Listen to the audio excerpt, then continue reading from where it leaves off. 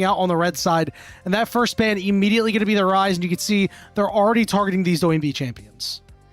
The macro threats, the Rise, the Galio. If we see a Taliyah ban here, you'll know the strategy. You'll know the game plan coming in, which is no globals, please. We do not want to give Doinb that kind of agency. For now, it's definitely the champions that you consider to be the most effective. The Pantheon very much also in that style. No globals. Especially for someone like, no globals. We're not allowing that today. Not for Naiyou, not for Doinb, not for anybody, but the Yunara, something that we do often see banned out, either on red or blue side here in the first rotation, is left up for Leave. Somebody who has been very successful on hyper carries gets a pretty good one here in game 1.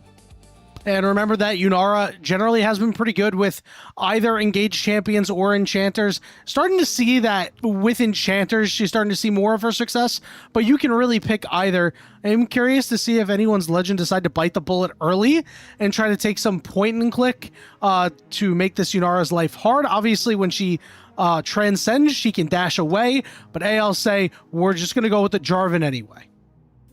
I think they're setting up for the Rage Cage here. The Jarvan and the Rumble dropped here. Yes, the Hot Pot. I think that the Orianna could be coming through as well, but it's the early Kiana getting locked in here for Naiyou. You know, we've been pretty specific about NIP's strategy for these games. It's Leave on a hyper carry, it's Naiyou on a damage carry in the jungle that can skirmish. They're definitely leaning into that in game number 1. It will be Doinb's Annie as well for even more setup. Orianna, like I said, makes a ton of sense to finish this wombo. Both teams basically picking exactly what we expected them to here. Yeah, they are firing all the bullets out of their chamber early on. And now it's time to look at the second half of bans. The support pool is going to be heavily targeted out here, Kman. I am curious to see if NIP elects to aim some bans over on the side of Hope, because there are some of his signature champions that he is so good at. I love this Cassante ban because it has been one of Naiyou's best, Solokill's best champions. And, you know, it takes their need for a tank and kind of pinches that a little bit more. And I think specifically, like, when you look at the Rumble nerfs that are actually live on this patch that we're playing on, a lot of the problems that Rumble is running into now are against tanks.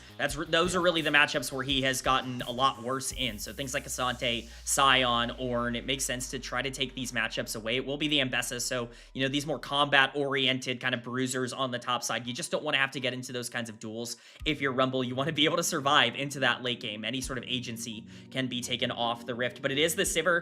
Kind of a standard counter to a lot of the hyper carries. We've seen it as the easy answer to Varus. Yunara, obviously, also not the easiest matchup for Yunara, and we see the Varus actually taken away here as well. It does leave up quite a few options in the AD carry role. Corki would certainly be one of them. Kai'Sa would fit this dive, though, if they really wanted to go aggressive, and Hope is certainly good at it. A couple of really good options here. It looks like they want to get at least a little bit more engaging out of the support roles, so obviously being a little bit careful with your picks and making sure you have some sort of escape, I think, will be important. Gonna lock in the Corki for some of this early damage, so the door is still open on what Kael wants to do, as AL has been so good with most of the year. They're gonna give him that R5 counter pick. Yeah, we'll see what he wants to go for. I think a lot of the thought process is going to be, well, what can we do to enable this Orianna to be able to push forward as much as we can? In the mid game, we know that Tarzan and Kael have linked up a lot over the course of this split. It's really been a hallmark of AL. I think that will continue with this support pick, but it will be the Nico locked in. Even more playmaking from NIP. Things can get dangerous really fast, and as I said, those tanks, kind of a superior matchup now into Rumble. It's going to be the Ornn that's opted into here by Solokill rather than the Sion. He's found a ton of success on both of those champions, but it is going to be, at the very least, no Sion here in game number 1. I wanted to see some movement out on the map from Kael. I wanted to see something that can play alongside Tarzan and Shanks, and it's exactly what we're going to get with the Bard here. Yeah, it doesn't really play well in the lane, but I think you're all right with that given the fact that you're going up against the double range bot lane. It's going to be really difficult for Corki to kind of make any hay in that lane, so go ahead and move around the map, make plays like Kael's been so good at. I think this is also a fantastic pick given the fact that the Tempered Fate can really shut down Yunara, can really shut down Kiana. If you happen to catch either of those champions, it's so much power out of NIP that gets removed. Kman, I think the name of the game for AL is just hang out till you hit level 6 and then start fighting around these objectives, but you must be careful. If you walk up too close to this Annie, to this Kiana, you're going to get burnt bad. It is going to be up to NIP in game number 1 to be proactive, to be constantly looking for those engages with that mid-jungle duo. If you can get them out on the map, really moving. You have so many engage tools, even late game with the Nico and the Ornn ultimates coming in as well to set up for that Yunara. But the raw damage and the wombo combo from anyone's Legend, you start getting into these close quarters, 5v5 team fights, it's terrifying. I think both teams got exactly what they wanted in game 1. Now it's just going to come down to who plays it better. We saw Java and Tabe do their bow, take their fist bump, and walk their separate ways as their teams are set. I have to wonder if there's any regret going through the mind of those guys with the comps that they've drafted, but these teams have had a lot of success this year, and a lot of part of that is because of these coaches. You can see the skin line up, and you know what that means, Kman? That means that we are about to get into game. Summoner's Rift, game 1 of this best of 5 series. Anyone's Legends, NIP, let's do it.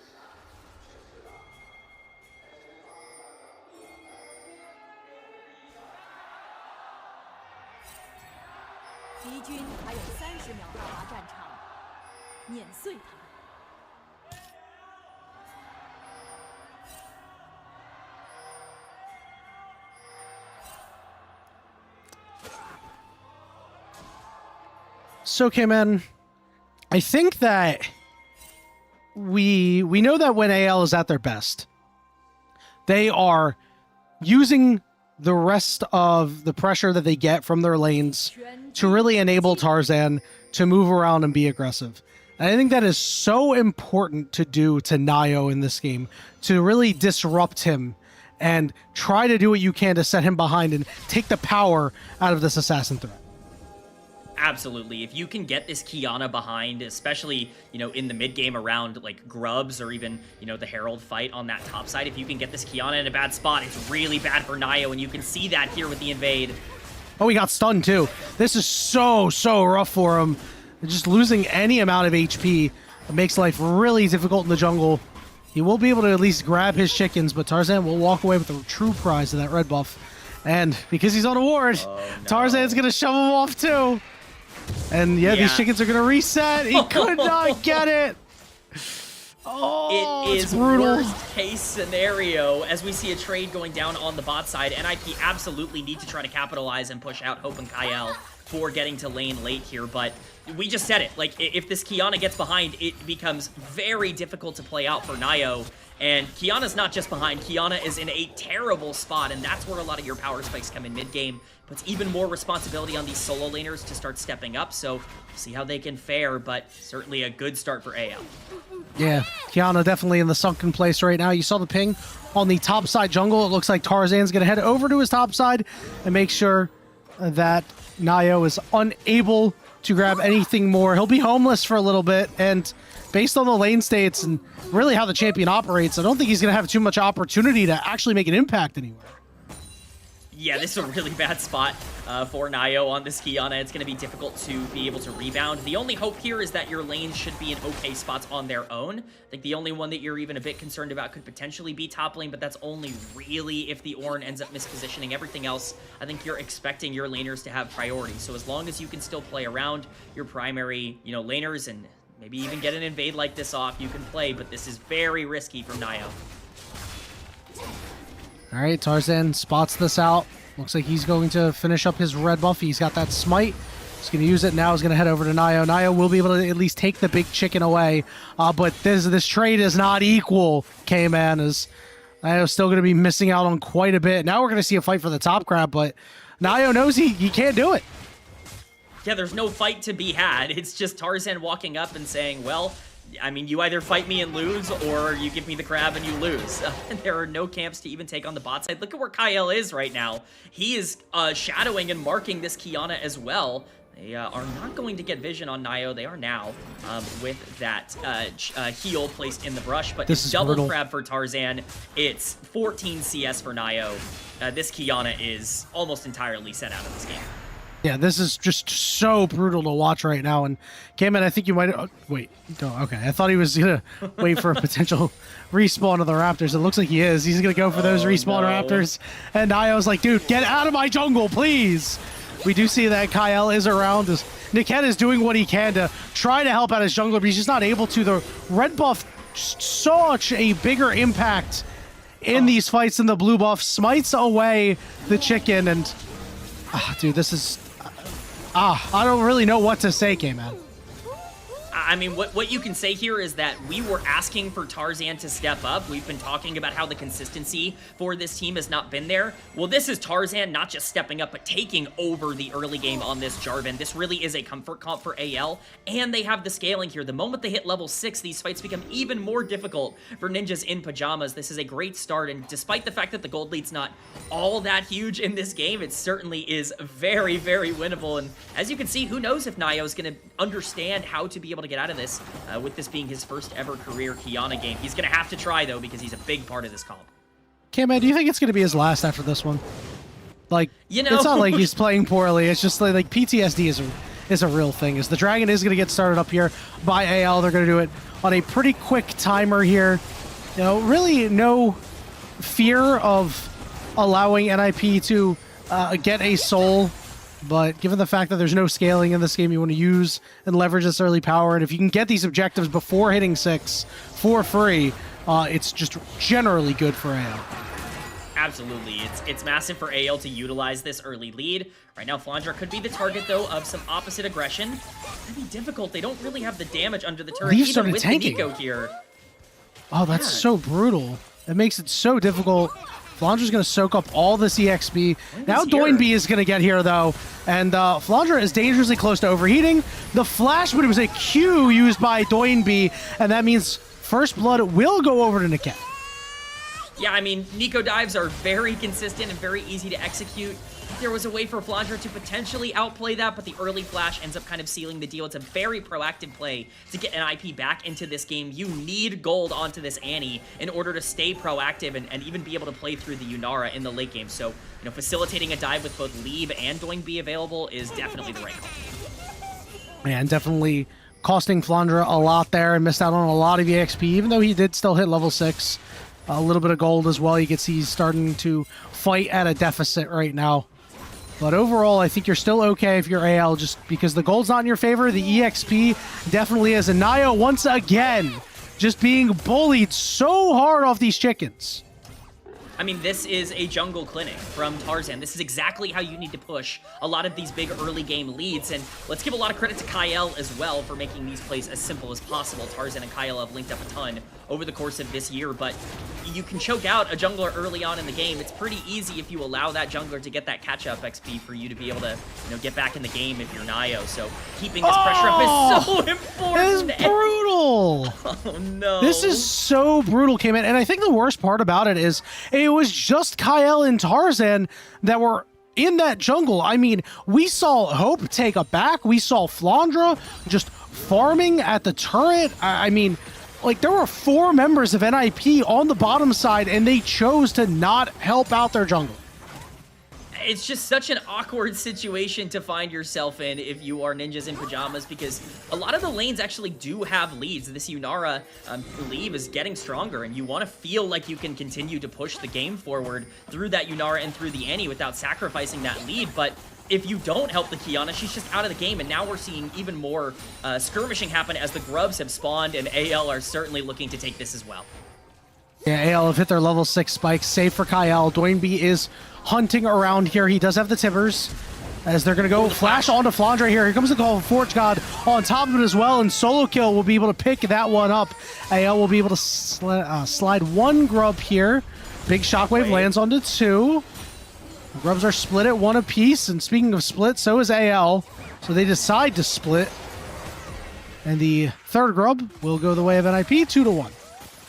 Yeah, it's a really nice pick for NIP to actually really stabilize a lot of the early game here. Flandre getting caught is a pretty big problem. That Rumble ultimate is really the thing that was going to change a lot of that fight. If you're not able to drop the equalizer or even just put out the damage that Rumble can do at this level, then all of a sudden that big gold lead that you have over the Kiana, it's basically non-existent. And somehow, some way, we've ended up in a spot where Ninjas in Pyjamas have 2 Grubs. Certainly could be worse for AL, but it's a good spot for NIP to be in. They have the gold lead here. A lot of that is going to be through their Yunara and through their Ornn. If they can get those 2 into good spots, they can still play front to back. And, you know, as much as Kiana's down in gold, eventually she's going to be able to do some damage. Yeah, it's not like she's not going to bring anything to the table. A good supreme display of talent as well will provide enough CC for the rest of the team to potentially make an impact. The only issue is you got to make sure that Leave is in a good spot where he's going to be dealing damage. You know, he's got to wait for maybe 1, maybe 2 completed items at that point. You know, Doinb is going to have the tippers ready and in a prime position in order for them to fully capitalize on anything like this, Kman. We have less than a minute until the next dragon is up. You know AL wants to scoop that one up, given the fact that it feels like they're playing almost 5v4 right now. Yeah, I mean, it's just a tough spot for NIP. This is the exact time they need to be as aggressive as they possibly can be. The more passive they are in the mid game, the easier it's going to be for AL to get to a spike that I think they will not be able to relinquish. This team has made mistakes in this part of the game. We'll see what NIP want to try to capitalize on. For now, Naiyou, you know, not getting himself back in terms of the CS lead, but certainly at least catching up in terms of levels. And you can argue that that is just as important. If this Kiana can find one good ultimate, you can still find a fight. It's really going to be about Doinb and those Annie setups, though. He's already been fantastic at the start of this game. We'll see how he uses the rest of his stunts. Remember that NIP does have a very scant gold lead at this time. Not that it really means all that much at this point, as the dragon is now up. We're starting to see everybody hover around this bottom side. Naiyou is lying in wait because you know that they're going to try to make a play onto Doinb. Annie shoving up alone in a lane is very exploitable at times. You gotta protect your mid laner, especially when you're looking over at Shanks on the other side and you see a completed Rod of Ages. Certainly an accelerated Orianna because of the CS that Shanks has been able to pick up in this side wave. Certainly very positive for AL. The faster they can accelerate some of these items being built, the better. Obviously, it is for their comp especially, but we see those first item completions coming in for quite a few. We see the Kraken completed here for Leave, and we see that Sundered Sky completed for the Jarvan as well. Dragon started up by NIP, though. Tarzan is here, but the rest of AL is not quite yet. Flandra's making his way up. Teleport coming in. Yep, and Shanks isn't even here yet. He's going to have to teleport in himself once he completes his recall. He's going to teleport toward the mid wave here. We're starting to see Flandre make his way up, and the walls are closing in. Niket can land the Pop Blossom, but a big Tempered Fate nullifies the supreme display of talent. Big knockups from Tarzan as well, and Flandre's overheated, and he's starting to beat the tar out of people. Leave was caught in the cage. He hops out, trying to get a kill, but a big shockwave means that Leave will fall. Niket on the wrong side of the map, and Flandre will pick that one up. It is a big win for anyone's legend. Massive fight from AL. It's Kael who makes the game-saving ult there on the Bard to completely negate the entire engage of NIP. All of their cooldowns burned, trying to kill Tarzan, and he goes invulnerable. Credit to Tarzan and Flandre as well on the back end of that fight for being able to clean things up, but we're going to get a replay of this. Dragon down so low. Niket flashes in to try and get onto Tarzan. Naiyou just gets the ult cast off as the Tempered Fate lands. It's horrible timing for NIP, but the moment Tarzan comes out, it's a 3-man knockup on the Flag and Drag, and then the Cataclysm to trap Niket in. At this point, Flandre has more than enough damage to clean up alongside Shanks, and this becomes a very easy fight. That could be a game-turning ult for AL, as not only do they have gold now on their primary carries, but I believe they've also started stacking these dragons as they move towards their second.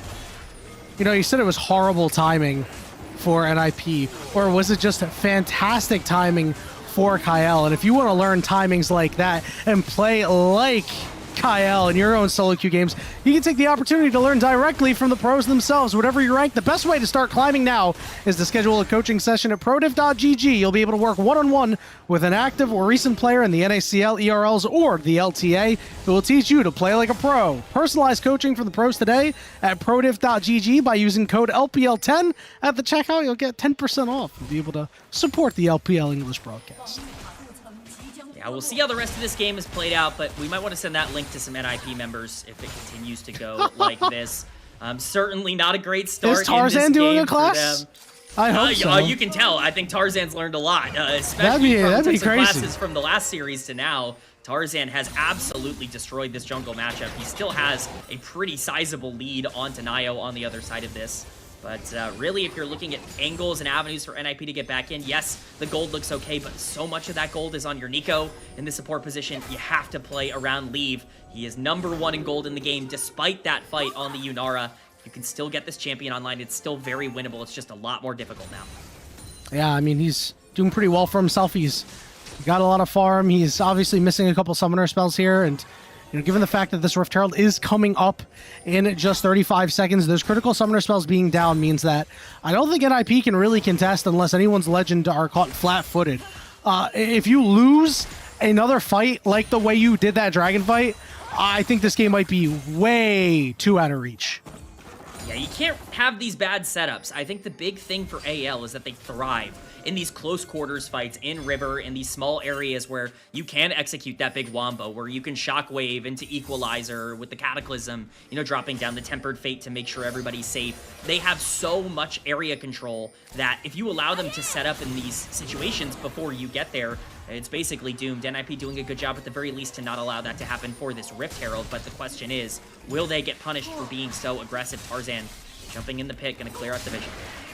I'm going to start up the Rift Herald on top of it too. Everybody on the side of AL congregating around this Herald pit. We see Doinb is going to teleport into the mid lane, which means NIP fancy themselves a fight. Kael walking forward. Temper Fate lands on the Naiyou. Here comes the call of the Forge God. Kael gets to the back line to use it on himself. Meanwhile, Niket with a big two-man Pop Blossom. Tarzan going in. Shanks following up. Leave is caught. Leave is dead. Supreme Display of Talent. Not going to land. Shockwave lands on the 3, but there's no follow-up damage. Shanks is in trouble. He's pulled back in, and he's dead.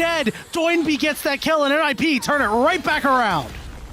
It's very misplayed by AL in terms of their positioning. Everybody is so disconnected. Kael and Flandre are dead at the start of that fight. It's basically a 3v5 for AL. They don't have the damage to break through. It's a really nice pick for Ninjas in Pyjamas. They're going to be able to pick up the Rift Herald here. And all of a sudden, two Grubs, two NIP, a little bit of a gold lead in their favor. You've started to recoup a lot of the losses you had in the early game. We're going to get a replay here.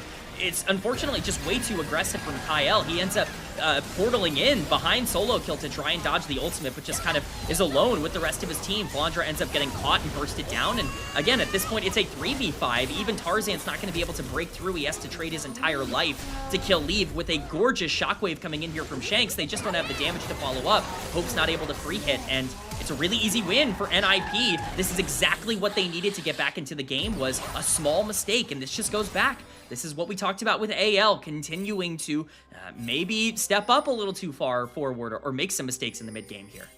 Yeah, that was really, really poor by Kael. I mean, the value that he got in that fight compared to the value that Niket got, they're just not comparable. And a big reason why the fight went the way it did for NIP is they now hold a near 2,000 gold lead at this point, the next dragon, in less than a minute. AL wants their hands on that one, because you cannot start giving these away. If NIP is able to break the dragon stacking, all of a sudden, we're starting to fear for AL's sanity in this first game.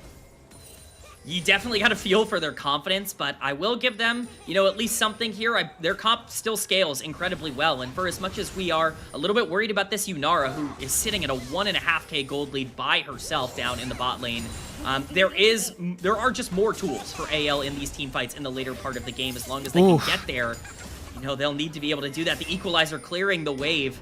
A lot of pressure put down on the bottom side here by NIP. We'll see what AL can do on the other side of the map as Tarzan ends up moving to the top side. Dragon spawning in 10 seconds, though. I imagine he's going to want to be around for that as Herald is dropped. Yeah, and it looks like they might have to just give it up. They're giving up so much here on the bottom side with this Herald getting that turret. They're going to look for the second charge as well. I mean, we see Tarzan on the top side backing for nobody that's going to show up. Kael going to use the Tempered Fate. I mean, these are big cooldowns that are expended that you're not going to have for this dragon. So it looks like they're just going to get what they get here and give Shanks a turret and call it a day. I don't think this is the worst call in the world. I think you're looking at a pretty hard fight to win, as he's going to get some damage down onto Solokill. He's going to have to flash out, so a nice cooldown burn there by Tarzan. He does have to burn the ultimate to do so, but getting Ornn Flash is certainly relevant. But you are going to have to trade Dragon. And again, that Dragon stacking is so relevant towards this late-game team fighting comp that we talked about for AL. If they don't have those ultimates available, it's just so hard to play these, fights. And this gold lead that NIP is accrued for themselves is in the exact right spots right now. AL have their backs up against the wall here in game number 1. See if they have the ability to pull it out. And, because of the position they're in and things being very difficult, now you have to get really creative on how you're going to try to go after Leave with both of his summoners up. Now you're going to have to play on eggshells with Niket having that flash available for a big flash Pop Blossom. you know, Naiyou, remember, we said that he was still going to have some damage and some utility in these fights. And I mean, we haven't really seen him make any really big splashes. But again, you just need to worry about the supreme display of talent. It's a very good ultimate against this AL team who, as we've said, has struggled in some of these fights, who has not been as in harmony, as in sync as they have been in the past. And, you know, I just wonder if maybe that a supreme display of talent is going to sink them in one of these later fights when they're all so disconnected. I mean, one ultimate, any ultimate landing onto Shanks is probably the end of the fight for AL. Yeah. That's the margin of error that they have. He's tanky, though. Yes, but I don't know if he's tanky enough to survive a supreme display of talent into Annie combo. I think that might be a bit of a problem for the Orianna, and so much of the gold is on Ori right now. You're looking at Hope being very far behind on this Corki, and you drafted it to try and take advantage of the early game. Shanks now, though, could potentially be in some danger. Naiyou not going to be spotted in the bush. He is now on this control ward, but once again, it's just posturing around this bot side. AO really have no way to full engage this if they don't have control of the area first.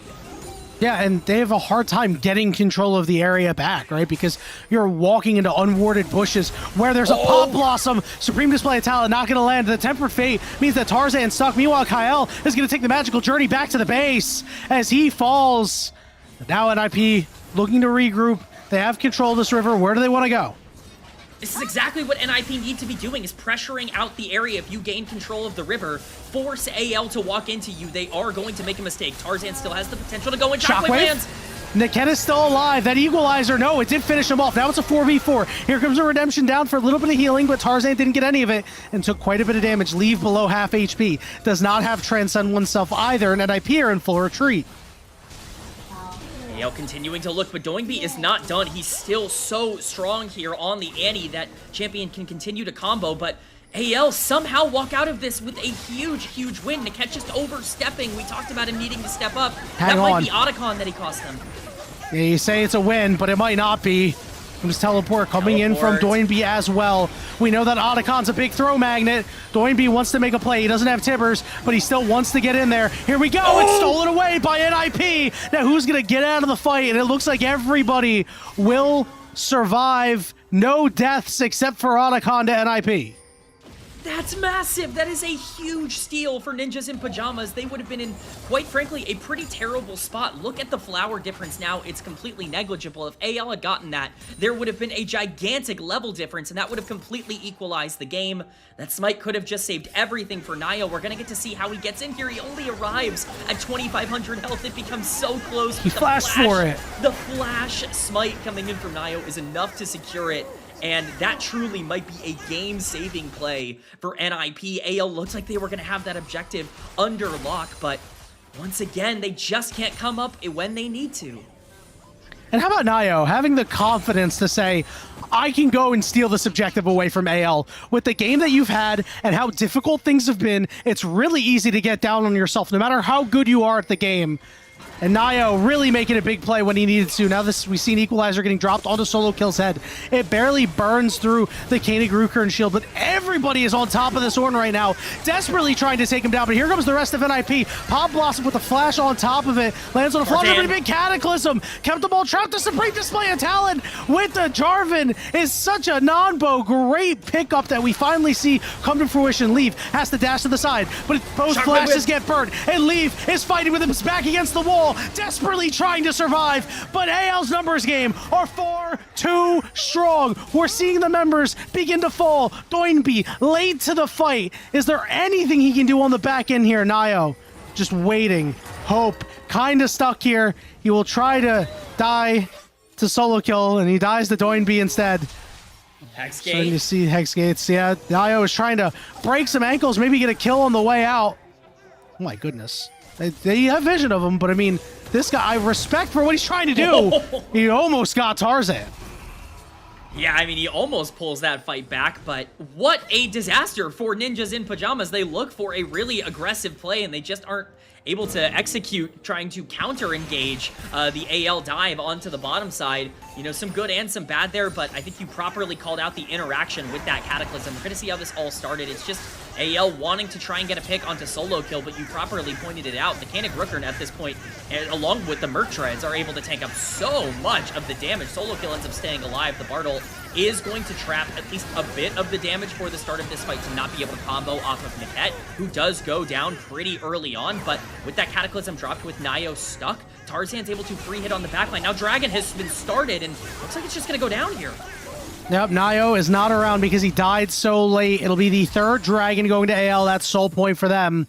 We have 15 seconds until the Baron is up, Kman, but I imagine this game is going to begin to slow down quite a bit at this point. We're still waiting for Leave to get to his third item. He's almost there. That is such a key power spike, and he just hit it here. Leave has officially gotten online. Leave has arrived. Here.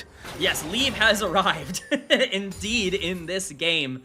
He's going to have to be the hero. I mean, Doinb has had a great game. I think Solokill has played relatively well on the Ornn, but it's going to come down to how much they can peel for this Yunara. These front-to-backs get more and more difficult to execute on as this game goes further, because AL's is just so easy to set up on. But I hate to continue to belabor the point home, but whoever gets river control in this game is likely going to be the one that's pushing forward these fights.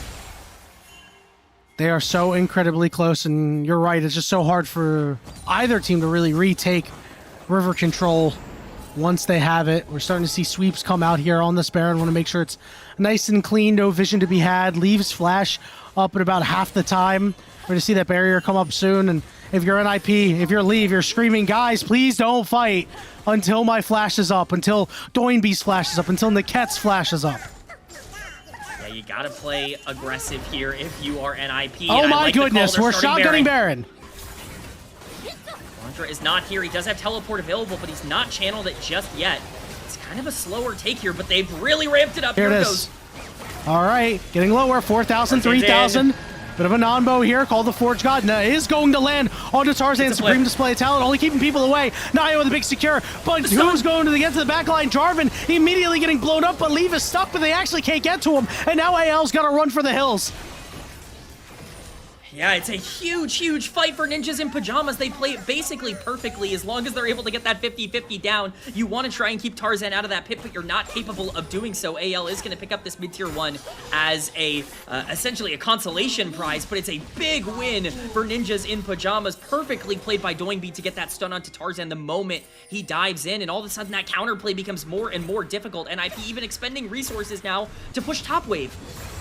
And what a bold call it was by NIP. I mean, and the AL of Split 2 would not take that sitting down just like they did. I mean, they just kind of sat there and stared at it and said, yeah, they're doing this, guys. So another structure will fall here in the mid lane as gold begins to spill in the pockets of NIP. Leave is at about half HP. That is a little concerning. Yeah, you certainly don't want to overextend here. You can throw the entire game. Luckily, he should have enough survivability, but the thing I really need to call out in this game, the ornaments are coming online. 3 of them have been completed for NIP. The gold lead that you see on your screen, the 3K gold lead at the top, it is significantly more than that in effective items right now for Ninjas in Pyjamas. Yeah, you can see it circled on the screen. This is very relevant, but see where AL want to put their resources. If they need to win a fight, then they need to win an odd number. Dragon in a minute 45. Baron's going to expire at a minute 25. So NIP really needs to take this time to make sure that all of the waves are pushing in their favor to make sure they get this river control. As we talked about, they should have it without too much of an issue. And if you're AL, we talked about it. Players that need to step up. Shanks, he's 2-1-3. Yeah, he doesn't have a ton of damage, although the Horizon Focus can do quite a bit. We haven't really seen a big shockwave come through in a fight that's actually fightable. We saw that 3-man shockwave in the 4v2 that he ended up dying just afterward. We need to see him try to make a big play. Yeah, I mean, the shockwave I'm going to remember right now from this game is the one he whiffed. Kael, though, potentially be in some danger. He's just going to be able to magical journey his way out of there. Shanks has been really clutch on this Orianna throughout all of this year, especially when this team was succeeding at the top of the LPL. He's going to need to be incredible in these fights. If you can catch Leave, it's still very winnable with so much gold on him, but you have to be weary of Doinb. He's played a phenomenal Annie game up until this point, and once again, NIP get full control over this river as Dragon is spawning in just over 30 seconds. Yeah, and they're trying to snuff out whatever vision that AL are trying to put down, and you know, if they're not able to take it, they're putting vision down themselves to ensure that they're always seeing where AL is coming from. They're acutely aware. And if you're AL, I wonder, can you give this Dragon? Shanks, though, is going to get flanked here. Where is that ultimate from the Bard? Shanks might get blown up, but he's still alive at about half HP. Doinb flashing forward, taking him out, and they're looking for more. Kael getting chased away. Tarzan is low. And NIP, their vice grip on the game is getting tighter. It's not the cleanest of execution, but NIP get the job done regardless. Shanks is taken down. That is a free Dragon. It stops the Soul from going over to AL, and that might be one of the final bits that they needed to push this game towards its end. That is AL's win condition. The farther you can delay that, the harder it is. Doinb once again being the one to really come in clutch with that flash and secure the kill onto Shanks. He's had a phenomenal game here. We're going to get a replay. Shanks is just too far forward. This is something we've criticized multiple members of both of these teams for, and he's just caught pushing behind his tier 2 here, near his tier 2. Naiyou goes in to try to execute him, but you know, honestly, the Qiyana not looking too spiffy. Luckily, Doinb's there to be able to clean it up and to be able to secure it for NIP, but it definitely just comes down to that execution. You can't be making those mistakes at this point in the game.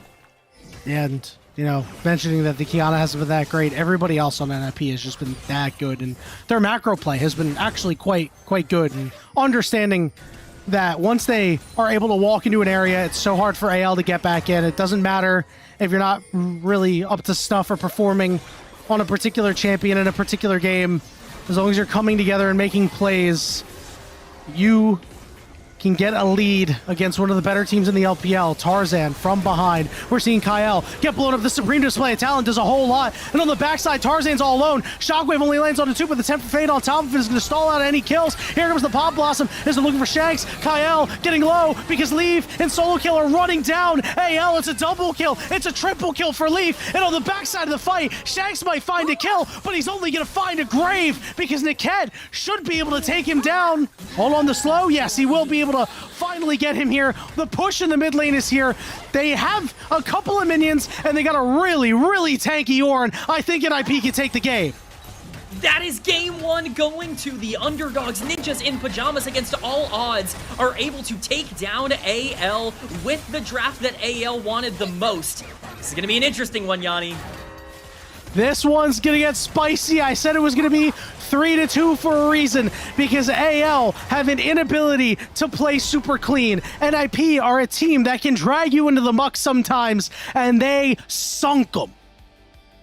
I think that is an understatement. This was a game that was in the hands of AL and they threw it away, but more importantly, NIP grasped that control from anyone's legend. They took what they needed, they played towards their strengths, they got their carries fed, and they executed better. There is no doubt about it. NIP was the better team here in game number 1, and if that panic meter was, you know, a little bit negative towards AL, it's fully in the other direction wild now. Oh. Man, that is brutal loss for AL. A really well played game by NIP. I mean, it was that one fight that really turned it all around for them. They were able to launch that, parlay that into a big comeback. 2 big objective secures by Naiyou. He had a really tough game, yes, and some of these fights weren't that great, but in a lot of big key moments, he showed up. Yeah, I'm typing jungle diff in the chat after that one. I think that's I think that's where I'm going if I'm anybody on NIP in that one. You get set behind 30 CS in the early game, fully invaded. You land every smite throughout the rest of the game. You're able to get the Otacon, which really saves the game, and then obviously the 50-50 Baron that basically wins it for NIP. You know, you can talk about the Qiyana. There are some execution errors, and it certainly did look like his first ever Qiyana game, but you know, some things are eternal, and that Smite key is definitely one of them. Yep, Smite is eternal. And for AL, now you're back to the drawing board. I mean, this is a draft that, you know, is very easy to execute too. Like, we didn't see a Jarvan Rumble combo that was like very impactful. In fact, some of these equalizers really weren't that great in my opinion. Despite the scoreline that Flandre had, I think it was really carried by that early fight where he got a couple of kills. And I mean, this is again just the AL team that we've seen in Split 3 that just can't put it together. They're all slightly on different pages, right? They might be on the same page, but they're in different paragraphs. Like, it's so close to coming together. And any team that is really locked in are just able to disrupt it completely. I think that what we saw in this game number 1 was everything we were worried about from AL. We saw Tarzan diving in without the rest of his team. Real no damage follow-up. We saw Kael getting separated, over-indexing to try to save Tarzan, whereas, you know, he wasn't really peeling for the backline. We saw players like Flandre, you know, being disconnected in the sense that, you know, he got caught out first in multiple fights, and then Hope is on the backline looking to do damage on this Corki with absolutely no setup. It just did not feel like AL were performing as a team. And this has been a recurring problem for them. And you can even really see that in the damage numbers, because this is not how this damage graph should look for AL. This is a low damage game. This is a really low damage game, actually. I'm not going to lie. I was a little surprised by that. And I think it's very telling to see a Rumble have that low damage in a game where he's got a couple of kills. I mean, it was just not what you wanted to see. Yeah, 27% of the damage, by the way. Him and Hope splitting that. But Leave doing 40% of his team's damage. I mean, again, this is what we said early on when they picked it. Go and put Naiyou on a carry champion. Go and put Leave on a hyper carry and let him go to work. And sure, the first part, the second part, yeah, big thumbs up. Big thumbs up from the Yunara that very rarely gets through draft. And I think we started to see why in this game, where the moment Leave got accelerated. And let's not forget, Leave had a big lead on this Corki in the early game. That is not why you draft Corki. You do not draft it to lose to Yunara in the early game. But Yunara was definitely accelerated, and Leave took full advantage of it.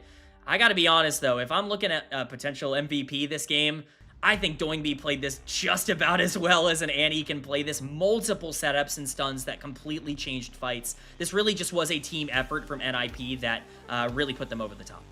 No doubt. Leaf certainly had a lot of fights that were, you know, he did a whole lot in them with not as much setup. But I think in a lot of the key fights, Doinb was the guy. Even if you're only getting one kill to kick things off, you know how it is in a pro play. You get a 5v4, you're in such a good spot. It's almost as good as you know, outright winning a fight. So I'm with you. I'd give it to Doinb. I do think that Leave would certainly deserve it if he got it, and I think that's who they'll probably end up giving it to.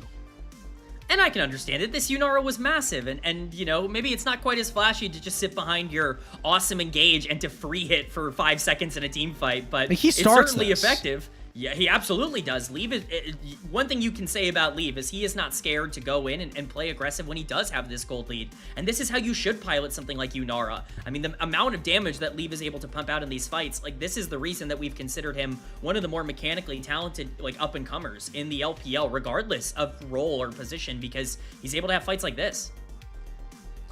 Taking a look at that Tempered Fate in that fight, you know, we talked about how the Bard being able to hit some key targets will be really, really important in this game. And it just felt like Kael's Tempered Fates were not really excellent. He had a couple of okay ones, you know, a couple of good zoning ones, actually, but you never had the intended effect of really what you wanted outside of that one dragon fight, right? Where it nullified the supreme display of talent. It nullified the Kiana completely, 2 members even. But outside of that, it was just not the greatest Bard game ever. It didn't pair well with the Corki. It didn't roam around and get kills in the laning phase. And I think they might have been better served to pick a more, you know, traditional engaged support. As it turns out, like, the problems that AL had as a team kind of get compounded when he feels like he needs to leave lane, when Kael feels like he has to roam with Tarzan, because the big problem that we've been talking about is those two are linking up almost too much. They're sacrificing too much across the map in order to try to make plays in the jungle. I think that is the exact epitome of what happened in the mid game here. All of the strategy was put on taking the Kiana out, whereas the Yunara was just getting so far ahead. As we get our MVP coming in. Yes! Listen. We knew that the official LPL English, or LPL broadcast, I should say, we're ball knowers. We know there's a conglomerate of voters. They are definitely ball knowers. And Doinb, 2-1-12. It's a very odd scoreline out of a mid laner to receive MVP, but it is a Doinb scoreline through and through, Kman. And big ups to the mid laner. A prototypical Doinb game. I mean, he set up literally every fight for his carries, and they went and did the damage to win them the game. That's exactly what you want to see out of NIP, and it follows the script that they've set for themselves all year long. Yeah, and if you would like to be like Doinb and support us the way Doinb supports his team, you can consider becoming a coffee member. Coffee is the best way to support the LPL English project because a vast majority of your contributions go directly into the show. A lot of the initial payments do go into upgrading the broadcast, and a large bulk of it pays on-air talent like Kman and myself and our other content creators. Subscribe to our coffee, which will be linked in the chat, and you can unlock perks like early access to content and the ability to ask interview questions for our unique on-site interviews. We're going to go ahead and take a short break, and when we return, we'll be in the Game 2 draft between Anyone's Legend and NIP, with NIP leading 1-0.